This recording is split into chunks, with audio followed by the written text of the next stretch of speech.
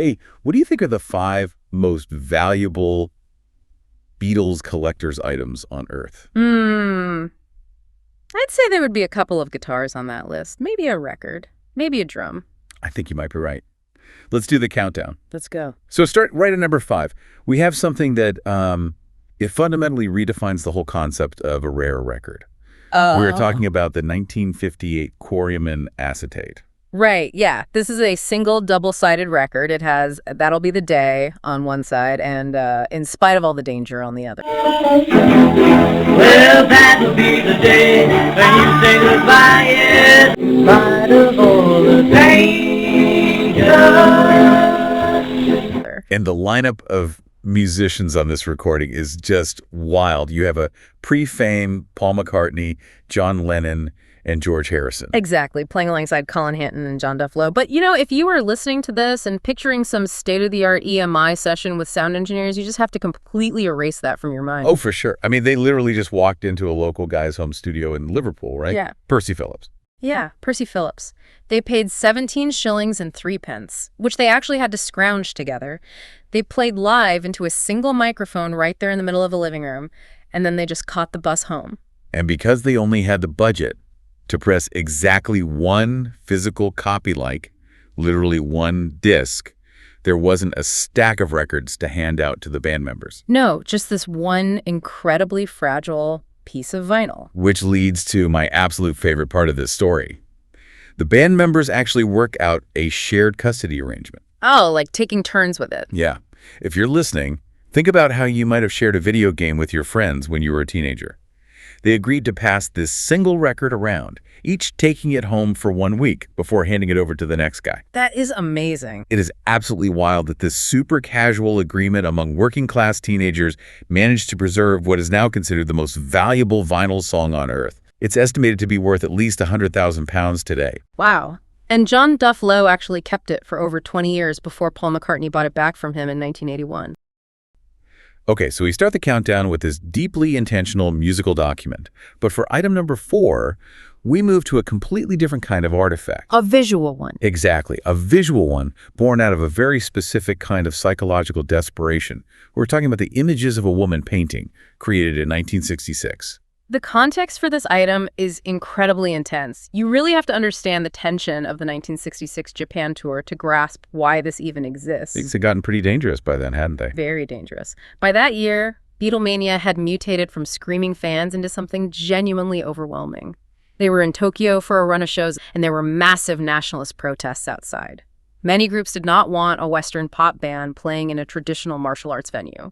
Right, the threat level was so high that for their own safety, Japanese authorities essentially locked the band in a gilded cage. They confined Paul McCartney, John Lennon, George Harrison, and Ringo Starr to the Hilton Hotel Presidential Suite for a solid 100 hours. Which is a long time to be stuck in one room. Imagine being the 4 most famous people on the planet at the absolute peak of your fame, trapped in a hotel room for days with absolutely nothing to do, while a real physical threat is just waiting outside the lobby. It was a complete pressure cooker of anxiety and sheer boredom, and to pass the time, they turned to a piece of Japanese art paper they painted. And the result of that lockdown sold at Christie's in February 2024 for $1,744,000. A staggering amount of money. Okay, I have to push back a little here, because I think a lot of people listening might have the same reaction.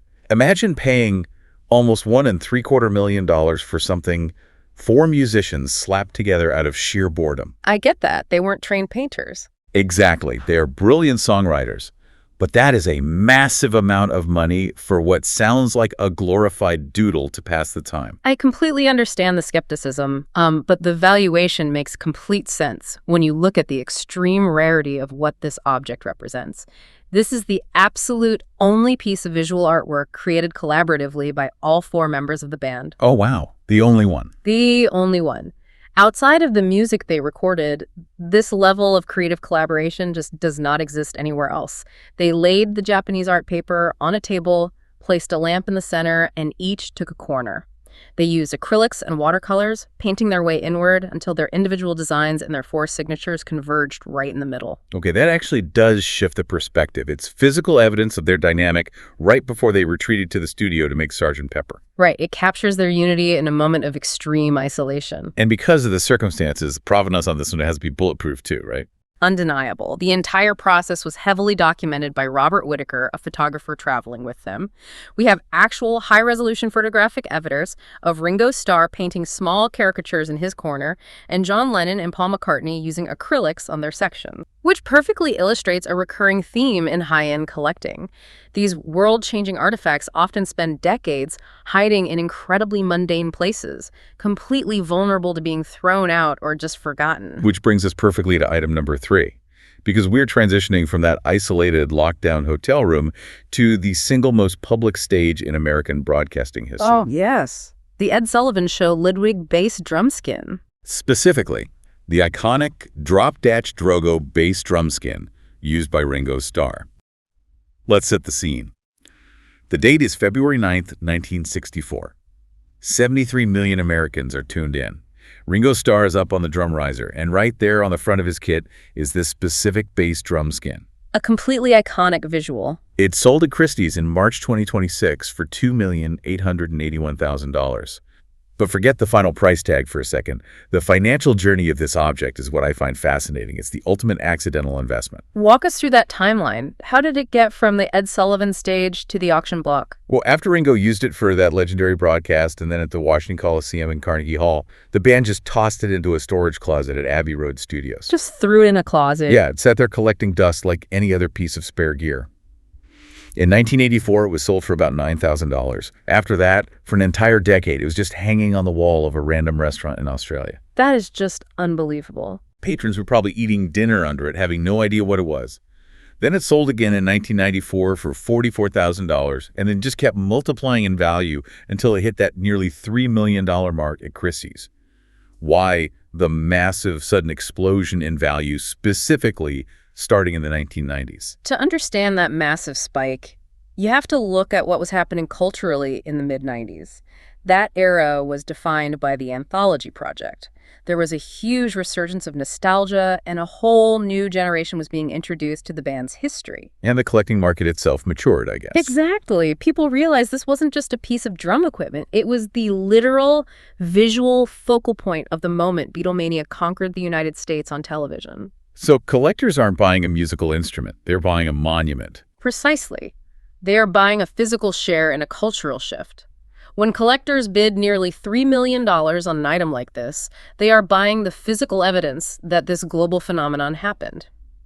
And ironically, its bizarre journey from the Abbey Road closet to an Australian restaurant wall provides that crucial, unbroken provenance we talked about.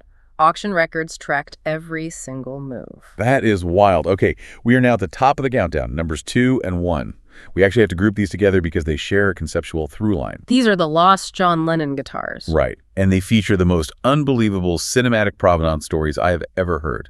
They are the ultimate examples of priceless artifacts hiding in plain sight. They truly are staggering stories. Coming in at number 2 is John Lennon's Gibson J160E acoustic guitar, which sold in November 2015 for $2,410,000. And number 1? Number 1, the most expensive item on our list today is John Lennon's Framus Utenini 12-string acoustic, which sold in May 2024 for $2,857,500. The sheer dollar amounts are massive, but the history of how these instruments were lost and found is what justifies it.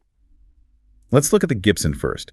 This was ordered in 1962, and John Lennon used it to write and record some of the biggest early hit songs like I Want to Hold Your Hand. But it was stolen during a Christmas show in 1963. It just vanished into the ether.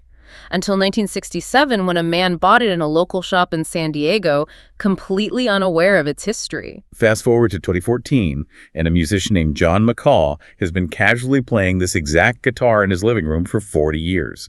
He happens to see a magazine article, notices his guitar looks suspiciously like the one in archival photos, and reaches out to an expert. And if you think that's crazy, the number 1 item, the Framus 12-string, has an even wilder story. If you're listening, picture the rich acoustic sound on the Help and Rubber Soul sessions. That is this specific guitar.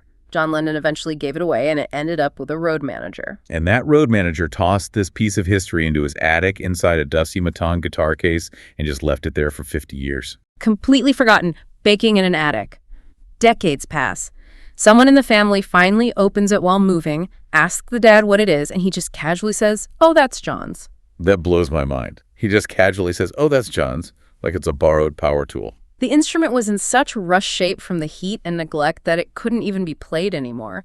But after being painstakingly restored by a specialist in Los Angeles, it shattered auction records.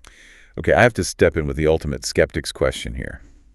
You're talking about an acoustic guitar sitting for 40 years in a living room, being played at casual get-togethers, and another one baking in a dusty attic for half a century. Right, I know where you're going with this. How can anyone definitively prove to a buyer that these aren't just incredibly convincing fakes, especially when nearly $3 million are on the line? Memory is faulty, people lie, and stories can be fabricated. That is where the science of modern provenance steps in. We've moved far beyond just taking someone's word for it. This brings us to the meticulous work of instrument expert Andy Babiuk. With the Gibson, the authentication process was entirely forensic. So they're essentially treating a 1960s acoustic guitar like a crime scene, applying forensic science to a piece of wood. That is the perfect analogy. Wood grain is exactly like a human fingerprint. Due to the way trees grow and variations in climate, no two pieces of wood on Earth have the exact same grain pattern. That makes sense. Babiuk took high-resolution film footage from early 1960s recording sessions and closely analyzed the front of the guitar John Lennon was holding. He then compared those archival images to the unique wood grain of the guitar John McCaw had been playing in his living room. He matched the striations in the wood line by line. It was an absolute, undeniable match. That is incredible. The wood itself was the ultimate witness. What about the Framus 12-string from the attic? How do you prove that one? With the Framus, it was a combination of tracking that chain of custody through the road manager and analyzing the physical sound itself.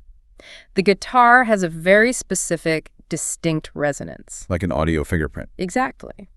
Babiuk noted that when it was finally restored and strummed, it acted like an audio time capsule from 1965. The exact tones from the help sessions just fell effortlessly out of the sound hole.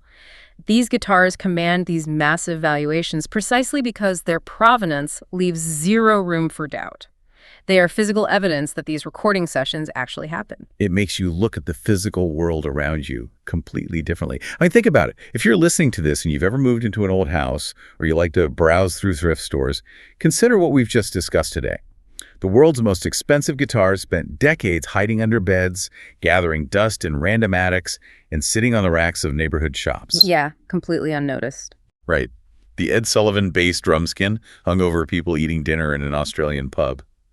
It makes you wonder what unrecognized, priceless pieces of history might be gathering dust in your own attic, just waiting for someone to recognize the wood grain. Well, thanks for joining us today. Whatever you feel like knowing more about the Beatles, visit us at BeatlesRewind.com. It's the Beatles, all day, every day, 8 days a week. Cass will do it again tomorrow, right? Yeah, I absolutely wouldn't miss it. Until next time, when you listen. Your mind conducts its own symphony.